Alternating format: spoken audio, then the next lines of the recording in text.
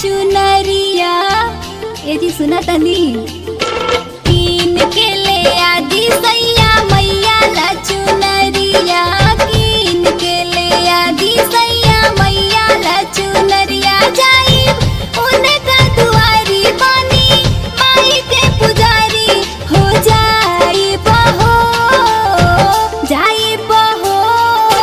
कीन के ले आदि सैया मैया ला चुनरिया, कीन के ले आदि सैया मैया ला चुनरिया। जाइब उनका दुआरी बानी माई के पुजारी हो जाइब हो, जाइब हो। कीन के ले आदि सैया मैया ला चुनरिया, कीन के ले आदि। बुझली पायल रिकॉर्डिंग स्टूडियो जगदीशपुर।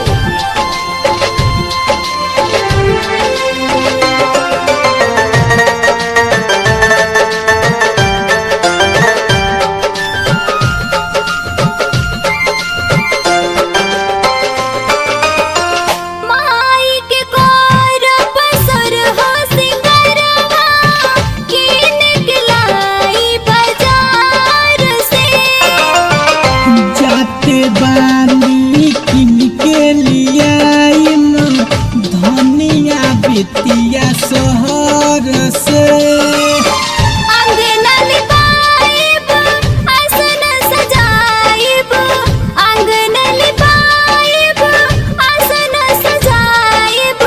होई है जमैया दुआरिया, कीन के ले आदि सैया मैया ला चुनरिया, कीन के ले आदि।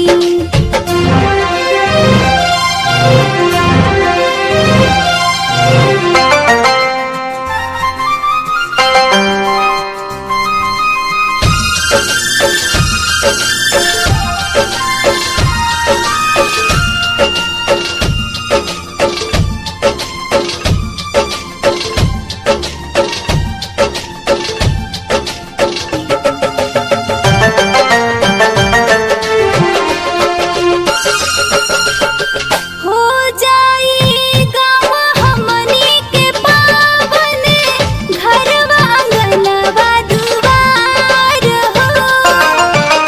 बरसे लागल सुनाय धनिया भक्ति के फुहार हो।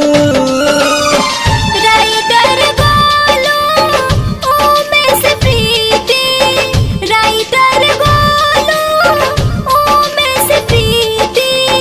बाजे लागल देखो गीतिया, कीन के ले आदि सैया मैया ला चुनरिया।